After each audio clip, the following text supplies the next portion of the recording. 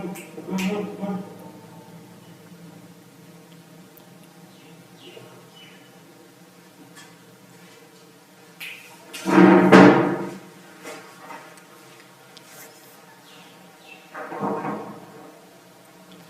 Morning all of you, welcome to filler forum में आप सभी दोस्तों का एक बार फिर से हार्दिक स्वागत है।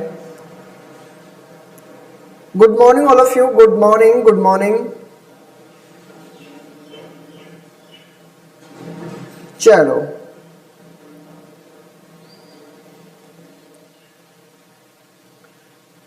सॉरी साथियों लेट होने के लिए, ठीक है। क्या है कि वहां पे थोड़ा प्रॉब्लम आ गई थी। Good morning all of you, good morning. Class start होने से क्या है कि आपकी की किसी दूसरे में अपलोड कर दी गई थी, इसलिए आपकी क्लास टाइम पे नहीं हो पाई, ठीक है। क्लास तो टाइम पे हो गई थी लेकिन क्लास चल रही दूसरी जगह थी। चलो कोई बात नहीं, अब तो सभी आ जाइए मेरे साथी। चलो सभी आ जाइए। Good morning all of you, good morning, good morning, ठीक है, गुड मॉर्निंग। चलो देखो, जो भी चैनल पे नए हो दोस्तों, चैनल को सब्सक्राइब कर बेल आइकन को दबाएं, जैसे क्लास की नोटिफिकेशन इंफॉर्मेशन आपको मिलती रहे, ठीक है। चलो देखो, जिन्होंने अभी तक टेलीग्राम ग्रुप को ज्वाइन नहीं किया, टेलीग्राम ग्रुप को भी ज्वाइन कर लो। क्लास की इंफॉर्मेशन आपको वहां पे मिल जाएगी। कोई टेक्निकल इशू होगा उसके बारे में बता दी जाएगी, ठीक है। वैसे क्लास हर बार होती है, रोज होती है, लेकिन बाई चांस नहीं हो पाती है तो आपको बता दिया जाएगा, ठीक है। C-TET के लिए सभी को बता देता हूं, इनकी क्लासें स्टार्ट हो चुकी है, तो क्लासें मिस ना करें और रेगुलरिटी रखें। जो भी क्लास है आपकी उसके अंदर आप रेगुलरिटी रखोगे तो आपको बहुत फायदा मिलेगा। यहां पर देखिए, पेपर सेकंड और फर्स्ट दोनों की क्लासें आपको उपलब्ध मिलेगी, सारी क्लासें, ठीक है। तो शुरू करते हैं। देखो, पहला आपको बता देता हूं मैं, एमसी की जो आज क्लास होगी वो पेडालॉजी भी मिक्स होगी, ठीक है। जिससे आपका क्या है, पेडालॉजी में आपको जो भी इंफॉर्मेशन मिलेगी एक्स्ट्रा, उनके बारे में मैं बता दूंगा। वैसे आपको ही चूज करने हैं उनमें से राइट आंसर क्या होगा। सभी को आंसर देना है जैसे आपका रहे, ठीक है, जैसे भी आपका रहे। देखो, पेडालॉजी में आपको बहुत हेल्प मिलेगी इन क्वेश्चनों के अकॉर्डिंग। चलो देखो, पहला क्वेश्चन आपके सामने दिया हुआ है। Good morning all of you, good morning, ठीक है। चलो देखो, क्वेश्चन का आंसर देना है सभी को, जैसा भी आपका है वैसा आंसर देना है। देखो, इसमें कहा जा रहा है कि पियागेट द्वारा प्रस्तावित माप में विभिन्न भौतिक राशियों के संरक्षण की क्षमता के बारे में सही कथन की पहचान करना है, ठीक है। बात ऐसी है, क्वेश्चन को ध्यान से देखिएगा, ठीक है। क्वेश्चन को ध्यान से देखिएगा और इसका आंसर समझने की कोशिश कीजिएगा, ठीक है। उल्टे सुल्टे दे रखे हैं सभी, इसमें एक आपको राइट आंसर देना है। इसमें आपका राइट आंसर क्या होगा? चलो, जो भी आपका आंसर हो बता दीजिए। मैं सुना देता हूं आपको। संख्या के संरक्षण से पहले क्या लंबाई का संरक्षण को समझा जाना जरूरी है, या फिर आपको पूछा जाता है कि आयतन के संरक्षण से पहले भार के संरक्षण को समझा जाता है। तीसरी बात आपकी है, द्रव्यमान के संरक्षण से पहले आयतन के संरक्षण को समझा जाता है, या संख्या के संरक्षण से पहले भार के संरक्षण को समझा जाता है, ठीक है। ये बतानी है आप सभी को। इसका राइट आंसर क्या दोगे, ठीक है।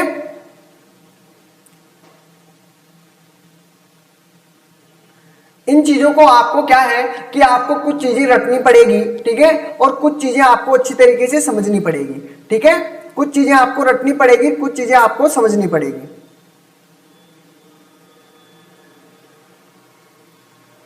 अभी तक किसी का आंसर नहीं आया है साथियों। चलो मैं बता देता हूं। देखो, बात ऐसी है, इसने कहा है कि संख्या के संरक्षण से पहले लंबाई के संरक्षण को समझा जाता है। नहीं साथियों, पहले लंबाई के संरक्षण को समझने के पहले संख्या के संरक्षण को समझना पड़ता है, ठीक है। तो देखो, बात ऐसी, इसमें उल्टा लिखा हुआ है। इसमें देखते हैं, नीचे वाले से चालू करते हैं कि संख्या के संरक्षण से पहले भार के संरक्षण को समझा जाता है। यह भी आपका राइट आंसर नहीं होगा। द्रव्यमान के संरक्षण से पहले आयतन के संरक्षण को समझा जाता है, इसने उल्टा लिखा है। तो इसमें देखिए, आयतन के संरक्षण से पहले भार के संरक्षण को समझा जाता है। तो इसका राइट आंसर आपका क्या होगा? बिल्कुल 2 राइट आंसर होगा। इन चीजों को आपको समझना है कि आयतन के संरक्षण से पहले आपको किसका संरक्षण समझना पड़ेगा, ठीक है, भार का संरक्षण समझना पड़ेगा। क्वेश्चन नंबर 2 है, ध्यान से देखिएगा, ठीक है। इसमें ज्यादा समझाने की आपको अपनी प्रैक्टिस पे करने हैं ये क्वेश्चन, ठीक है। मैं आपको समझाता चलूंगा जितना हो सके, ठीक है, आपकी समझ में आनी चाहिए। ठीक है, good morning all of you, good morning. ठीक है, पेडालॉजी में क्या है कि आप क्वेश्चनों को समझने में प्रॉब्लम करते हो। ठीक है, पेडालॉजी के अंदर, ठीक है, इस प्रकार के क्वेश्चन पूछे जाते हैं, आपको लगता है कि सारे क्वेश्चन सही है, ऐसा लगता है कि सारे क्वेश्चन सही है, उनमें प्रॉपर आंसर वाला आंसर देना है आपको। ठीक है, प्रॉपर आंसर वाला आंसर देना है, लगभग एवरेज में सभी को सही मिलता है। ठीक है, चलो देखिए ये क्वेश्चन नंबर, ये ऑप्शन आपके पास 4 है। अब ध्यान से आंसर दीजिएगा, इसमें क्या कहा जा रहा है, देखो ध्यान से। एक शिक्षक कक्षा 4th के छात्रों को निम्नलिखित कार्य देता है, कोई भी कार्य दे देता है, सभी संभावित आयताकार सारणियों में 25 टाइलें व्यवस्थित करें। कितनी? 25 टाइलें व्यवस्थित करता है। एक संभावित आयताकार एक आयत है, उसमें कितनी टाइलें? 25 टाइलें व्यवस्थित करना है, जमाना है इसमें। ठीक है, इस कार्य के माध्यम से निम्नलिखित में से कौन सी गणितीय अवधारणा को संबोधित किया जाता है? कि आपको पूछा जाता है, कई बार क्वेश्चन पूछा जाता है, ठीक है, कि आपके अंदर एक आयतन मतलब एक आयताकार शीट है, या ऐसे समझ लो कि एक फर्श है और फर्श में आपको 25 टाइल्स है, उसको जमाना है, तो उसका आप क्या निकालोगे? आयतन निकालोगे, एरिया निकालोगे, क्या निकालोगे? लेंथ निकालोगे, क्या आपको निकालना है? पैरामीटर निकालोगे, जो भी है इसमें आपको ऑप्शन दिए हुए हैं। एरिया दिया हुआ है, वॉल्यूम दिया हुआ है और लेंथ दिया हुआ है। किन किन चीजें आपके पास होनी चाहिए या क्या चीज आप निकालोगे? ठीक है, वॉल्यूम निकालोगे, एरिया निकालोगे, लेंथ निकालोगे, इसमें क्या क्या चीज है? देखो टाइलों व्यवस्थित संख्या करनी है आपको, तो देखो आपके पास दी हुई है 25। ठीक है, टाइलों की व्यवस्थित करना 25 को, तो आपको इसमें ऑप्शन क्या होगा? क्या ऑप्शन नजर आ रहा है? जो भी आपका आंसर हो बता सकता है। ठीक है, उसके बाद में मैं आपको बताऊंगा कि कैसे और क्यों हुआ ये। ठीक है, जैसा भी आपका आंसर हो, Q2 आंसर आ रहा है, वॉल्यूम, एरिया, लेंथ, और कुछ आपको लगे भाई ये आंसर हो सकता है।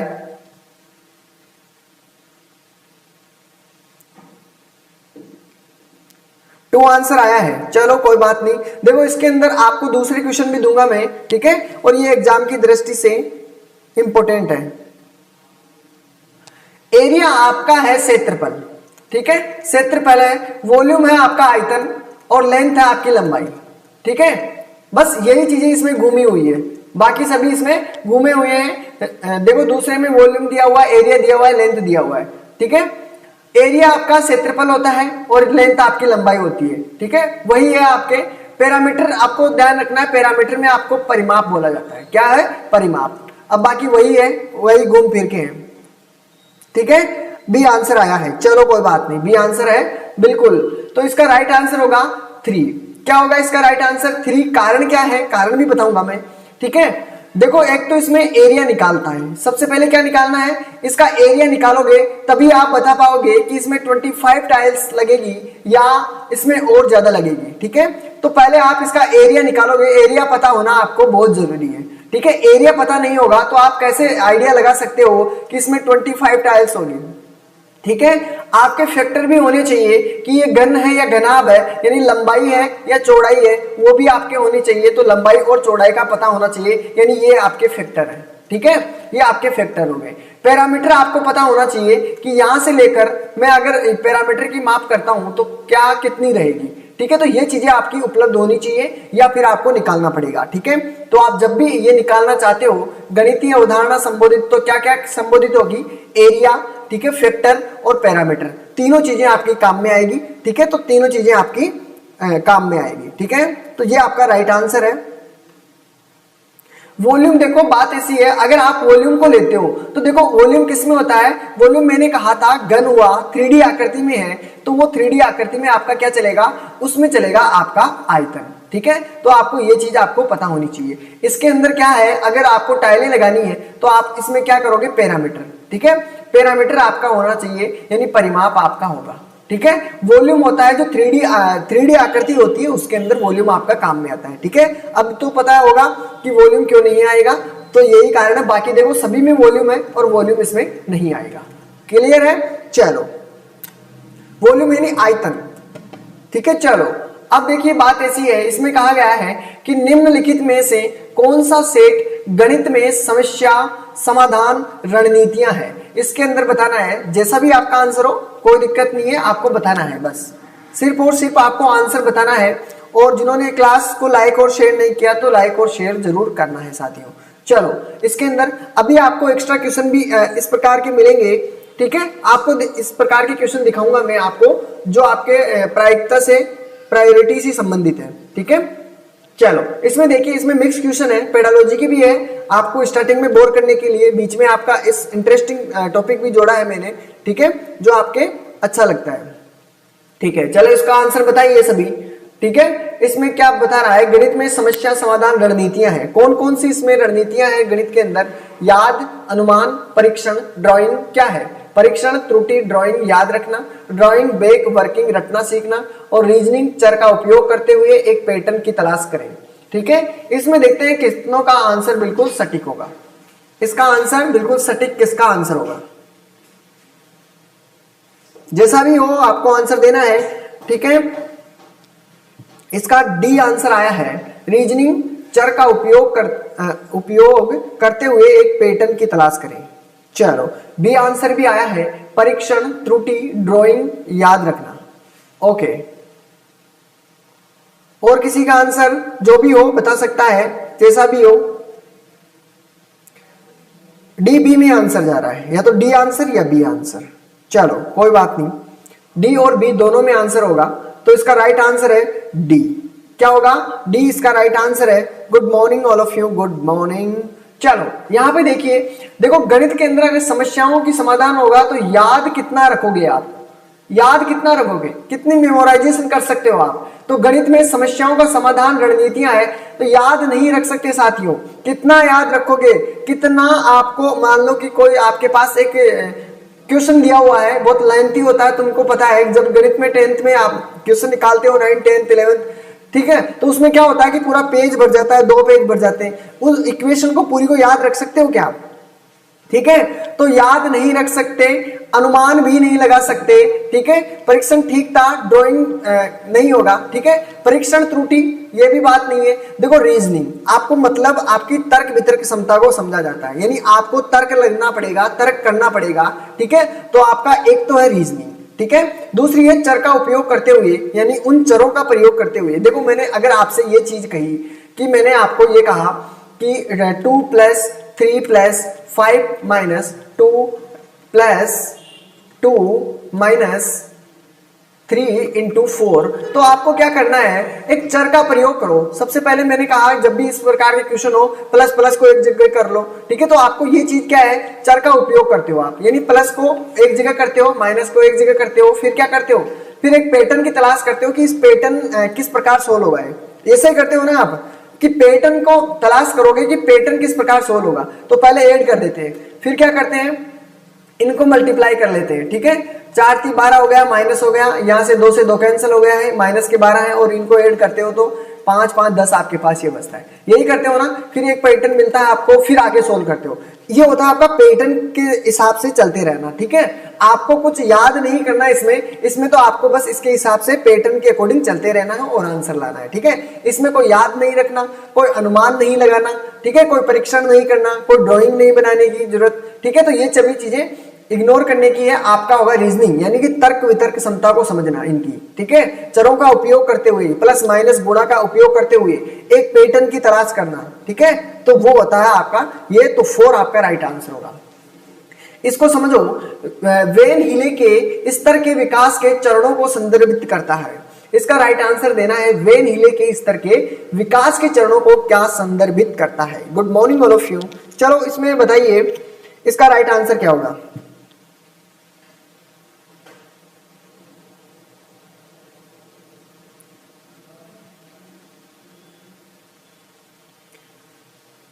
जो भी आपका आंसर हो जल्दी से आंसर दीजिए। जितने क्वेश्चन हो सकते हैं आज आपको मैं करवाने वाला हूं।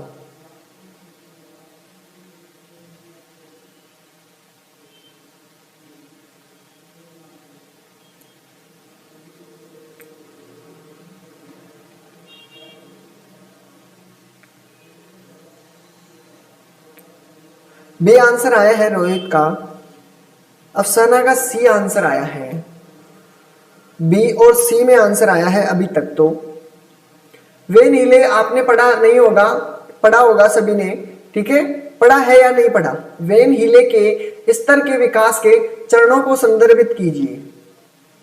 कौन सा चरण होना चाहिए इसमें? वेन हीले के विकास के। याद रखने की चीज है इसमें, तो सीधा सा कोई समझाने की वाली चीज नहीं है। Fraction, number concept, place value, geometry thinking, तो आपका आंसर होना चाहिए 4। ठीक है, तो इसका राइट आंसर क्या होगा? 4 इसका राइट आंसर होगा आपका। वेन हीले के स्तर के विकास के चरणों में को संदर्भित करता है कौन? Geometry thinking. याद रखना है, क्वेश्चन इसी प्रकार आएगा। ठीक है, आगे देखिए, इसमें कहा जा रहा है कि आपके पास दिया हुआ है 2005 की अनुशंसा पर, एनसीएफ की अनुशंसा 2005 की अनुशंसा के अनुसार प्राथमिक स्तर के गणित के पाठ्यक्रम को क्या कहा जाता है, इसमें किस प्रकार तैयार करते हैं। ठीक है, इसके बारे में पूछा है एनसीएफ के अनुसार। ठीक है, इसका बताइए आंसर। बच्चों को उन्नत गणित के लिए तैयार करना, बच्चों को या बच्चों के रोजमर्रा के अनुभवों को संदर्भित करना। ठीक है, प्रतिक्रियात्मक ज्ञान पर ध्यान दे। ठीक है, गणितीय उदाहरणों में कठोरता प्रदान करें। इसका राइट आंसर क्या होगा? जो भी आपका आंसर हो बता दीजिए। इसका आपको नहीं आता है तो आप ध्यान रख लीजिए, इसका मैं बता देता हूं आपको। ठीक है, फिर हम समझने वाले क्वेश्चनों की ओर बढ़ते हैं। ठीक है, जिससे आपको भी परेशानी ना हो। तो इसका राइट आंसर क्या है कि बच्चों के रोजमर्रा मतलब डेली की जो जिंदगी होती है, एवरीडे, ठीक है, उनके अनुभवों को संबंधित हो, मतलब जो भी आप पढ़ाते हो वो क्या है, बच्चों के जो एवरीडे यानी दिन में जो भी चीजें काम में आती है, यानी दिनों में जो भी काम में आती है उन अनुभवों से संबंधित हो। ठीक है, वो चीज आपकी क्या है, अनुभवों से संबंधित हो। ठीक है, इसमें 2 होगा राइट आंसर। ठीक है, 2 इसका राइट आंसर होगा। 3 के अंदर देखते हैं इसने क्या कहा है। देखो, निम्नलिखित में से कौन सा शिक्षण अधिगम संसाधनों को दशमलव संख्याओं जैसे, ये आपके पास लिखा हुआ है कि गुणन की अवधारणा को समझाने के लिए उपयुक्त है। क्या चीज उपयुक्त है? आप ग्राफ पेपर का यूज करते हो। ठीक है, डायनेस ब्लॉक का उपयोग करते हो, टेलर का एबेकस, एबेकस का नाम तो सुना होगा सबने। सबसे पहले गणना इसी से होती थी, यानी ये चाइना से, शायद चाइना से बना हुआ था। ठीक है, एबेकस एक इस प्रकार की एक श्रृंखला होती थी, इसके अंदर एक गोलियां होती थी, उसके अनुसार आप जोड़ते थे। ठीक है, इस प्रकार 9 श्रृंखला होती थी।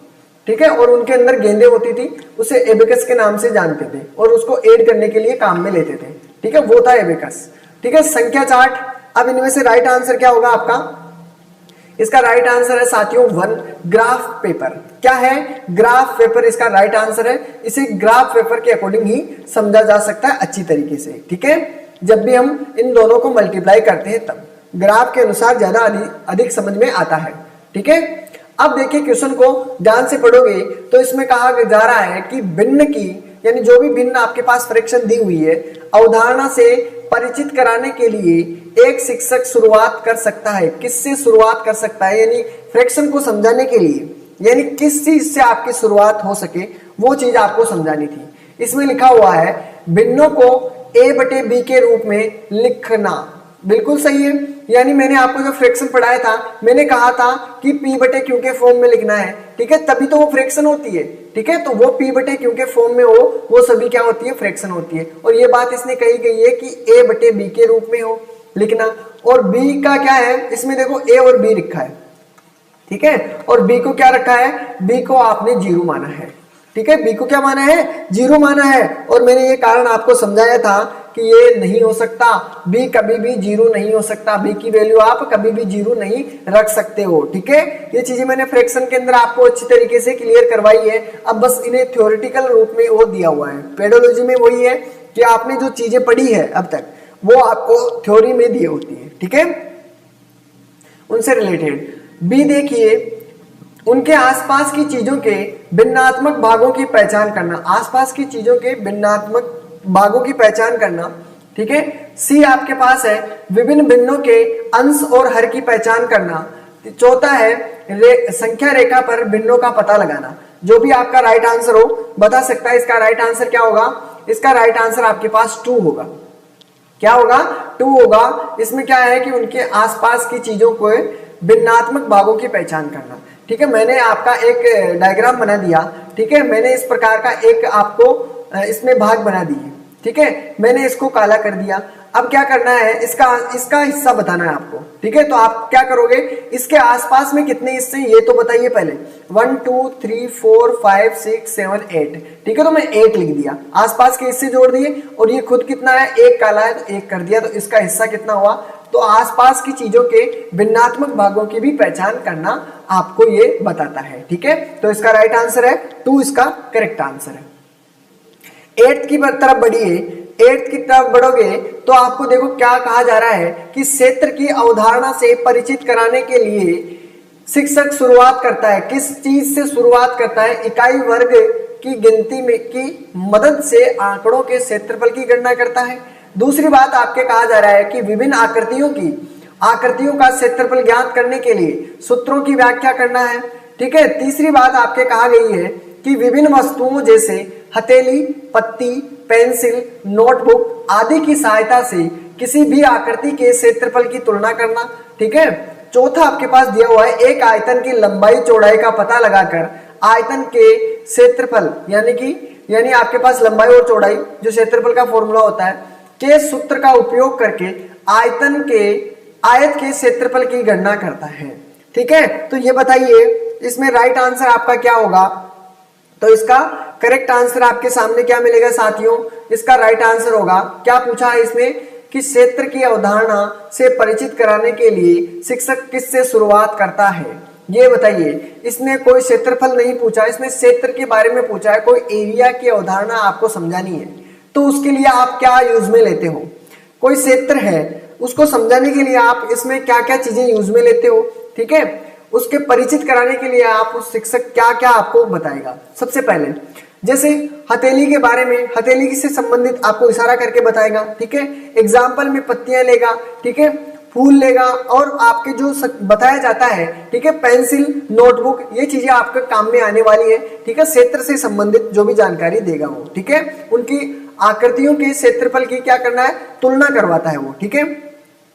जब भी वो कोई क्षेत्रफल के बारे में बताता है तो सबसे पहले क्या चीजें यूज में लेता है, आप सभी को पता है। जब हम 8th 9th 10th में थे तो आप क्या चीज, जब भी सर हमें कोई क्षेत्रफल के बारे में समझाता था सबसे पहले क्या कहता था, आयतन के बारे में समझाता था। जब क्या कहता था, एक बोतल है, ठीक है, उसके अंदर इतना पानी है, तो वो क्षेत्रफल समझाने के लिए आप किन चीजों का यूज में लेते हो, हथेली, ठीक है, ये क्षेत्रफल हो गया, ठीक है। उसके बारे में पत्तियों के बारे में लेता था, पेंसिल समझाता था, पेंसिल से नोटबुक के बारे में समझाता था। तो ये चीजें आपको क्षेत्रफल समझाने के लिए यूज में ली जाती थी, क्षेत्र समझाने के लिए, ठीक है, एवरेज। चलो क्वेश्चन नंबर 9 को देखिए। गणित में नैदानिक परीक्षण का आपको उद्देश्य है, क्या उद्देश्य है नैदानिक परीक्षण का, चलो मैं बता देता हूं आपको, ठीक है। फिर आप एक बार रिवाइज कर लेना इन क्वेश्चनों को, ये बहुत इंपॉर्टेंट क्वेश्चन है। प्रगति रिपोर्ट भरने के लिए, ठीक है, गणित के जो नैदानिक परीक्षण का उद्देश्य क्या है, जो आपको नैदानिक परीक्षण करवाया जाता है, ठीक है, उसका पर्पज क्या है। आपको अंतिम अवधि की परीक्षा के लिए प्रश्न की योजना बनाने के लिए, ठीक है, बच्चों की समझ के अंतराल जानने के लिए, माता पिता की प्रतिक्रिया देने के लिए, ठीक है।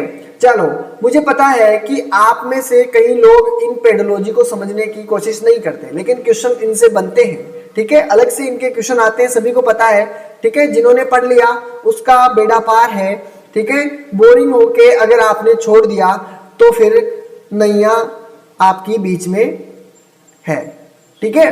तो आप पे प्रॉब्लम आ सकती है, तो आपको कंप्लीट पढ़ना है, ठीक है। चलो इसमें देखते हैं इसमें क्या कहा जा रहा है, ठीक है। इसका राइट आंसर आपके सामने क्या होगा, इसका राइट आंसर है प्रगति रिपोर्ट भरने के लिए नैदानिक परीक्षण का उद्देश्य है, यानी नैदानिक परीक्षण का उद्देश्य क्या है, प्रगति रिपोर्ट भरने का, ठीक है।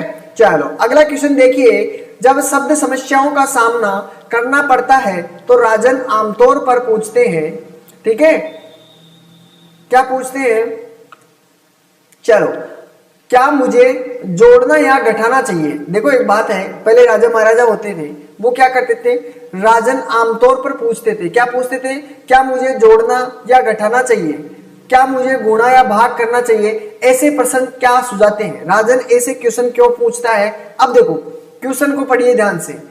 पहला आपका आंसर है, राजन को संख्या संचालन की समझ का अभाव था, ठीक है। राजन जोड़ और गुणा नहीं कर सकता था। राजन ने कक्षा को परेशान करने के मौके तलाशे। ठीक है, राजन को भाषा समझाने में होती है दिक्कत।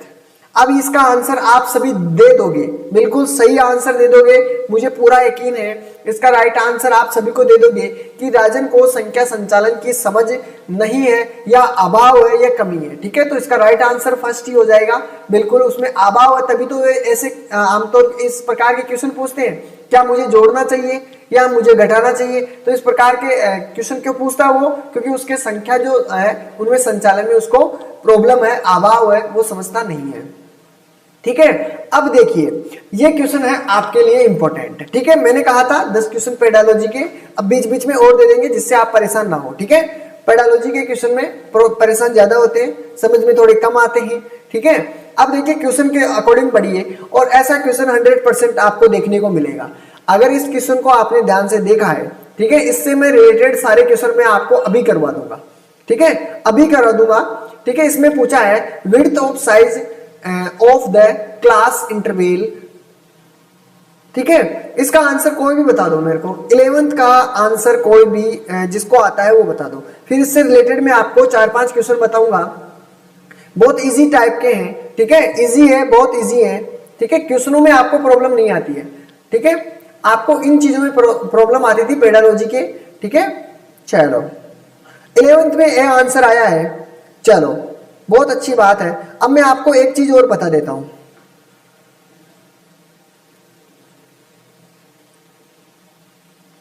देखो इसमें आपसे दिया हुआ है 30 और 40। ठीक है, तो एक बात ध्यान रखना, width of size class interval, इसके अंदर अगर आपसे वर्ग अंतराल दिया होता है इस प्रकार, ठीक है, वर्ग अंतराल दिया हुआ है, इसकी चौड़ाई पूछता है, तो सबसे पहले आपको देखो कई बार क्वेश्चन में पूछा है कि इसकी क्या होती है, निम्न सीमा क्या है। क्या पूछता है इसमें, इसकी निम्न सीमा क्या है, तो आपको निम्न सीमा के बारे में बताना है। जब भी आगे वाली संख्या होती है वो होती है आपकी निम्न सीमा, ध्यान से समझिएगा। ठीक है, अगर आपसे देखो क्वेश्चन के अंदर ही निम्न सीमा पूछे तो आपको आंसर देना है 30, केवल और केवल 30। अगर उच्च सीमा पूछता है आपसे तो उच्च सीमा आपकी क्या हो गई, उच्च सीमा आपकी ये हो गई। ठीक है, अगर आपसे पूछते हैं कि आपको चौड़ाई या आकार बताना है, width of size of the class interval, तो आपको क्या करना है, जो भी आपकी उच्च सीमा दी हुई है, ठीक है, इसको हम ए मान लेते हैं और इसको मान लेते हैं बी। क्या मान लेते हैं, इसको ए मान लेते हैं, इसको बी मान लेते हैं, ध्यान से देखिएगा। ठीक है, अगर आपसे पूछा है कि इसकी चौड़ाई क्या है, चौड़ाई जब भी पूछे, ठीक है, आकार पूछे, तो आपको क्या करना है, जो आपकी उच्च सीमा होती है उसके अंदर से आपको माइनस करना होता है निम्न सीमा। ठीक है, तो आपकी चौड़ाई आ जाती है, ध्यान से देखिएगा, चौड़ाई आ जाती है, तो आपकी उच्च सीमा क्या है 14 माइनस आपके पास कितना है 13, तो आपकी क्या हो गई, चौड़ाई कितनी हो गई 10। अगर मैं देखो इसके बारे में और आपसे पूछूं कि इसकी वर्ग लंबाई या वर्ग चिन्ह क्या होगा, इसका बताइए वर्ग चिन्ह क्या होगा, ये बता दीजिए मेरे को। वर्ग चिन्ह पूछा जाएगा इसमें से आपसे कि इसका वर्ग चिन्ह निकालिए, इस प्रकार क्वेश्चन देगा। देखो इस प्रकार वर्ग अंतराल आपके पास दिया हुआ है, ठीक है, तो इसका वर्ग चिन्ह क्या होगा, इस प्रकार आपको क्वेश्चन देगा, तो इसका राइट आंसर आप क्या दोगे, ये बता दीजिए मेरे को कि वर्ग चिन्ह इसका क्या होगा। इसका आंसर चाहिए मेरे को, जो भी बताना चाहता है बता दीजिए। ठीक है, अब देखो इससे रिलेटेड क्वेश्चन जो भी बनेगा मैं आपको अभी इसी के अंदर आपको पता चल जाएगा कि इससे कितने प्रकार के क्वेश्चन बनते हैं। ठीक है, अलग अलग प्रकार से। अभी इसको चीज को समझ गए तो कोई प्रॉब्लम नहीं है। ये वाली चीज, इसका बताइए वर्ग चिन्ह क्या होगा, क्वेश्चन यही रहेगा आपके सामने। इसका वर्ग चिन्ह बता दीजिए मेरे को कि इसका वर्ग चिन्ह क्या होगा। कैसे निकालोगे आप, क्वेश्चन तो निकाले हुए हो ना, किसी को भी अगर आता हो वर्ग चिन्ह निकालना तो बता दीजिए।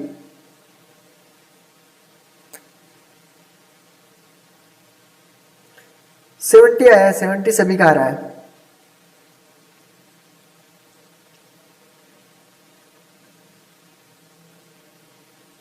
Good morning Zareen, good morning. चलो इसका बताइए, 70 हो रहा है। चलो मैं बता देता हूं, जब भी वर्ग चिन्ह के बारे में पूछा आपसे तो क्या करना है, a प्लस बी यानी उच्च सीमा प्लस निम्न सीमा बटे में आपको क्या करना है 2 करना है, बस आपका राइट आंसर है। ठीक है, तो आपने आधा तो कर दिया, 40 और 30 को ऐड करके 2 से डिवाइड कर दो तो आपका आंसर आपके सामने होगा। ठीक है। 4 3 7 70 हो गए और 70 में आप 2 से डिवाइड करोगे तो 35 आपका राइट आंसर है। तो इसका क्या हुआ, इसका अगर वर्ग चिन्ह पूछता है तो वर्ग चिन्ह इसका क्या हो जाएगा साथियों, 35 आपका राइट आंसर है। ठीक है, अभी आपको मैं क्वेश्चन भी बताऊंगा। तो इसका राइट आंसर क्या हुआ आपके साथ, इसका राइट आंसर है ए, बिल्कुल। इसका राइट आंसर क्या हो गया, लंबाई पूछी है और लंबाई किस प्रकार निकालते हैं, ये वाला आपका लंबाई है, तो इसकी लंबाई कितनी हो गई 10। क्लियर है, ठीक है। चलो आगे बढ़ते हैं। देखो इसमें कहा जा रहा है कि यदि एक सिक्के को हवा में उछाला जाता है तो पट्ट आने की प्रायिकता क्या है। प्रायिकता प्रायोरिटी बता दीजिए, देखते हैं कितनों का सही जवाब होगा, फिर मैं आपको समझाऊंगा।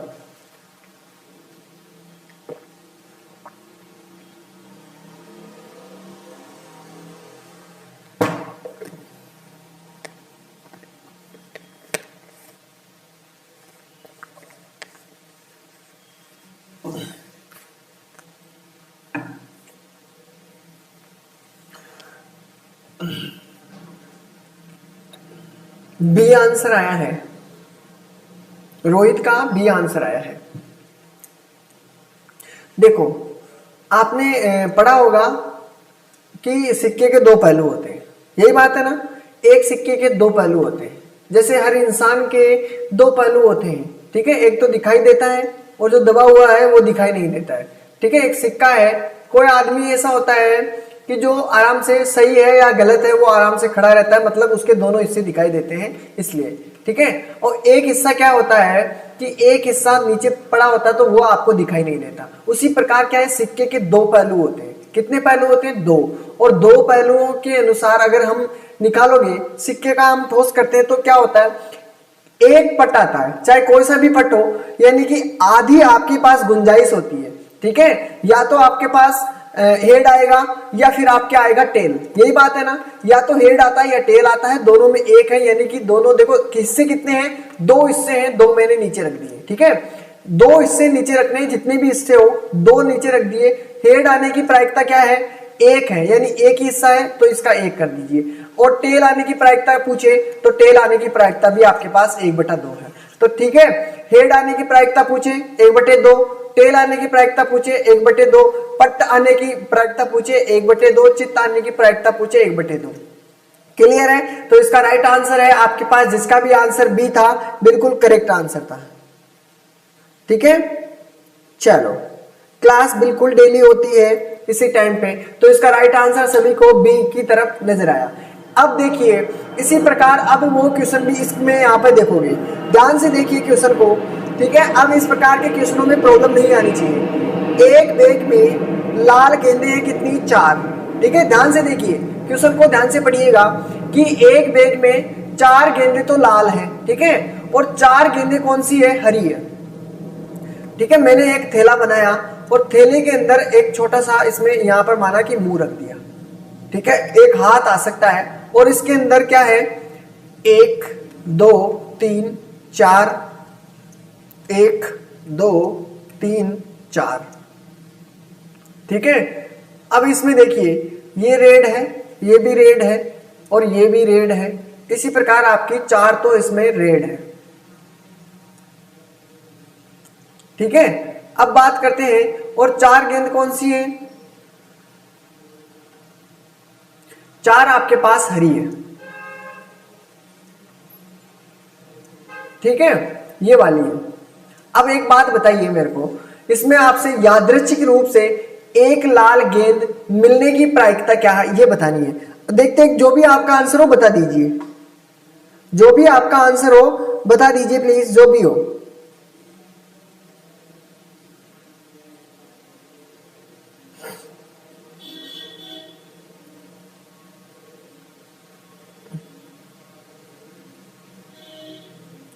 ए बी सी डी, जो भी आपका आंसर हो बता दीजिए।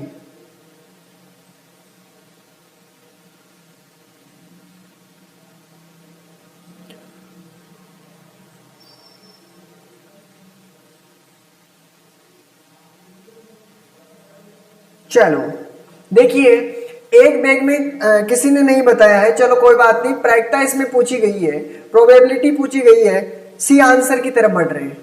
सी आंसर की तरफ आ रहे हैं आंसर। चलो देखते हैं सी आंसर आएगा या क्या आएगा। इसमें देखिए इसने कहा कि एक बैग में कितनी गेंदें हैं, 4 तो लाल हैं, इसमें टोटल कितनी गेंदें हो गई ये बताइए। टोटल आपके पास 8 गेंदें हैं, है कि नहीं। तो मैंने कहा जब भी आपके टोटल दी हुई है उसको नीचे रख दो, ठीक है। टोटल आपके पास नीचे दिए हुए हैं, नीचे रख दिया गया है, ठीक है। यादृच्छिक रूप से एक लाल गेंद आने की प्रायिकता क्या है। लाल गेंद कौन सी, एक गेंद आपके पास लाल गेंद आनी चाहिए। कितनी आनी चाहिए, एक गेंद आपके पास लाल आनी चाहिए। तो लाल गेंदों की प्रायिकता कितनी है, कितनी गेंदें हैं आपके पास, 4 गेंदें हैं। तो ठीक है मैंने यहाँ पर रख दिए, 4 में से एक तो आपके पास आ जाएगी। अगर इसमें फिर मैं काटता हूं तो कितना होगा, 4 दूनी 8, यानी 1/2 आपका राइट आंसर होगा, ठीक है। तो जिसका भी आंसर सी है बिल्कुल करेक्ट आंसर होना चाहिए, ठीक है। करेक्ट आंसर होगा आपका 1/c। क्लियर है। चलो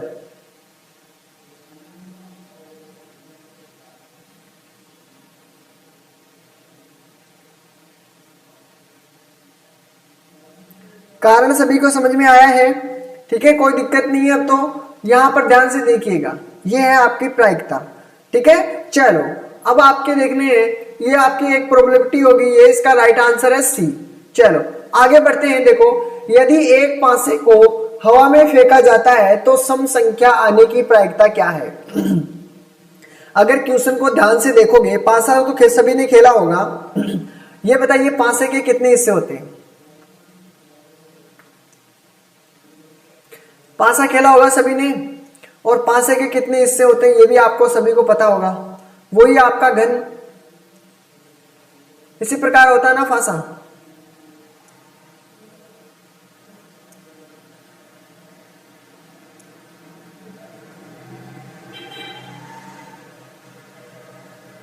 ये रहा आपका पासा है, ठीक है। इसमें मैंने कहा कि ये 1 है, ठीक है, ये वाला 2 है, ये आपके पास 3 है, और ये आपके पास 4 है, ठीक है। ये वाला आपके पास 5 है, और ये ऊपर वाला है 6, ठीक है। तो ये आपके पास है, इसका आंसर बताना है। 14 में ए भी आया है, बी भी आया है, ठीक है। ध्यान से देखोगे तो एक बात बताइए मेरे को, इसमें आपके पास, हाँ बिल्कुल, तो देखो इसके हिस्से कितने हैं आपके पास, कितने हिस्से आ गए, 6। कितना है इसमें, 6 हिस्से हो सकते हैं, 6 है ना इसके। यानी आपके पास जब भी पासा रहता है उसके अंदर 6 हिस्से होते हैं। पासे के अंदर हिस्से कितने हैं, 6 हिस्से हैं। नीचे रख दिया मैंने, 6 हिस्से हैं। अब बताइए सम संख्या इनमें से कौन कौन सी है। इनमें से सम संख्या देखो 1 नहीं है, 2 आपके पास, एक तो सम संख्या 2 होनी चाहिए, 3 नहीं हो सकती, 4 भी आ सकती है, ठीक है, और एक 5 नहीं हो सकती, 6। इसके अलावा कोई चीज आ सकती है क्या, ये बताइए। इसके अलावा कोई चीज आ सकती है क्या आपके पास। सम संख्या के बारे में पूछा कि सम संख्या आने की प्रायिकता क्या है। सम संख्या आने की प्रायिकता क्या है, देखो आपके पास 2 भी आ सकता है, आपके पास 4 भी आ सकता है, आपके पास 6 भी आ सकता है। ये तीनों संख्या के अलावा बताइए कोई चौथी संख्या है क्या आपके पास। इन 3 संख्याओं के अलावा कोई चौथी संख्या आपको नजर आ रही है क्या, सम नहीं आ रही है। 1 2 3 संख्या है, मैंने रख दिया कि 3 संख्या ऐसी है जिनकी प्रायिकता है, ये इनमें से कोई भी आ सकती है, यही बात है ना। तो अगर मैं ये वाली आपका आंसर है, अगर ऑप्शन में ये आंसर है तो बिल्कुल सही है, नहीं तो आपका क्या होगा आंसर। इसमें देखिए एक काटोगे अगर इसमें तो क्या होगा, 3 एकम 3 और 3 दूनी आपका 6 बनता है, ठीक है। तो आपका राइट आंसर क्या होना चाहिए, 1/2 आपका आंसर होना चाहिए। बी नहीं है, बी नहीं है, इसको ध्यान मत देना, ठीक है। आपका राइट आंसर क्या होगा, बिल्कुल 1/2। कारण भी सभी को पता चल गया होगा कि कारण क्या है, ठीक है। कारण सभी के पता चल, समझ में आया है कि कारण क्या है इसका, बिल्कुल इस प्रकार ए आंसर बिल्कुल करेक्ट आंसर होगा, ठीक है। तो ये चीज आपको पता होनी चाहिए, ठीक है, बिल्कुल बिल्कुल। चलो अगला क्वेश्चन की तरफ बढ़ते हैं। अगले क्वेश्चन में आपने क्या कहा है, प्रतीकों का उपयोग करते हुए डेटा का सचित्र प्रतिनिधित्व के रूप में जाना जाता है, इसके बारे में बताइए, ठीक है। पता होना चाहिए, रट लो इन चीजों को जो आपके इंपॉर्टेंट है एग्जाम में, ठीक है। कुछ चीजें ऐसी होती है जिनको आपको याद नहीं कर सकते तो आपको रटना पड़ता है, ठीक है। अब देखो प्रतीकों का उपयोग करते हुए डेटा का सचित्र प्रतिनिधित्व के रूप में जाना जाता है, किसके बारे में।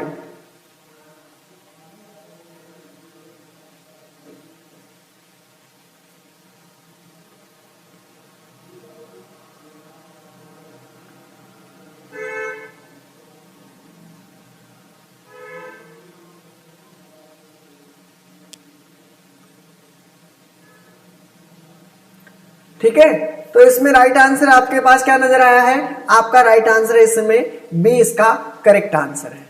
क्या है, बी इसका करेक्ट आंसर है, बिल्कुल करेक्ट आंसर है बी। चलो इसमें देखिए डबल बार ग्राफ डेटा के सेट को एक साथ प्रदर्शित करते हैं। तो इसने कहा कि डबल का मतलब 2, तो इसका राइट आंसर क्या होगा, 2 इसका सी आंसर होगा, सी इसका राइट आंसर होगा। चलो अगला क्वेश्चन, इसमें क्या कहा गया है, किसी विशिष्ट प्रविष्टि के होने की संख्या देता है। क्या है ऐसी चीज, डेटा का संगठन करना, डेटा का संग्रह करना, डेटा का प्रतिनिधित्व करना, आवर्ती वितरण तालिका का। ठीक है, तो इसका राइट आंसर साथियों क्या होगा, इसका राइट आंसर आपके सामने होगा डी, आवर्ती वितरण तालिका। क्या हुआ, किसी विशिष्ट प्रविष्टि के लिए होने की संख्या देता है, क्या होता है, आवर्ती वितरण तालिका, इसका राइट आंसर होगा डी। ठीक है, 17 के अंदर आपका है डी। 18 में देखिए, समूहीकृत डेटा में प्रत्येक समूह को कहा जाता है, क्या कहा जाता है, वर्ग अंतराल, डेटा संग्रह, आवर्ती, समूहीकृत, आवर्ती वितरण। तो इसके अंदर राइट आंसर क्या होगा साथियों, इसका राइट आंसर होगा आपके पास ए, वर्ग अंतराल। क्या होगा, वर्ग अंतराल इसका राइट आंसर होगा। चलो आगे देखते हैं 19। ठीक है, 20 क्वेश्चन कर लेते हैं इनको, आपको अभी इसका आंसर आप सभी को देना है, जो भी है इसका आंसर सभी को देना है। 19 वाला क्वेश्चन को ध्यान से देखिएगा और इसका आंसर दीजिए कि यदि वर्गीकृत आंकड़ों का वर्ग अंतराल 20 से 30 दिया हुआ है, निम्न वर्ग सीमा क्या है, ये बतानी है। 19 में बताना है इसका राइट आंसर क्या होगा।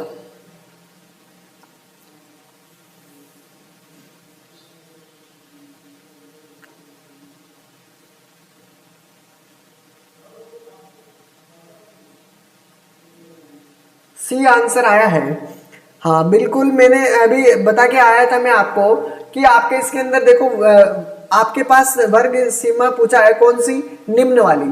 तो निम्न वाली कौन सी होती है, आगे वाली निम्न सीमा होती है। क्वेश्चन ध्यान से पढ़ना, वहां पर पूछा क्या जाता है, उच्च सीमा पूछता है तो उच्च सीमा आपकी ये हो जाती है। ठीक है, लंबाई पूछता है तो इन दोनों में अंतर हो जाता है, उच्च सीमा और निम्न सीमा में। तो 30 और 20 इसका वर्ग, अगर आपको अंतर पूछता, लंबाई पूछता, तो आपके पास 10 हो जाती है। ठीक है, और नहीं तो आपके पास निम्न सीमा आपके पास क्या है, 20 आपकी निम्न सीमा है, सी इसका राइट आंसर होगा। ठीक है, तो इस प्रकार आपको क्वेश्चन देखने को मिलेगा, सी इसका राइट आंसर है। 20 को देखिए, अंतिम क्वेश्चन है, सभी को क्लास को लाइक कर देना है साथियों, शेयर करना है।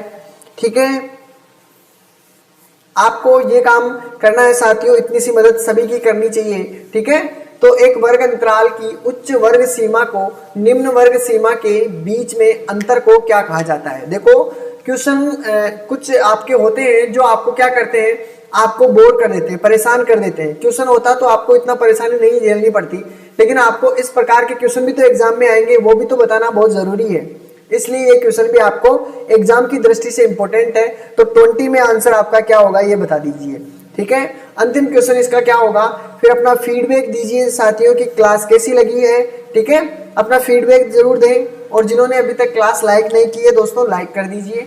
ठीक है, तो इस 20 का राइट आंसर आपके सामने क्या मिला है, इसका राइट आंसर है बी, इसका करेक्ट आंसर है। ठीक है, यानी कि इसकी चौड़ाई, इसके बारे में क्या कहा जाता है, चौड़ाई।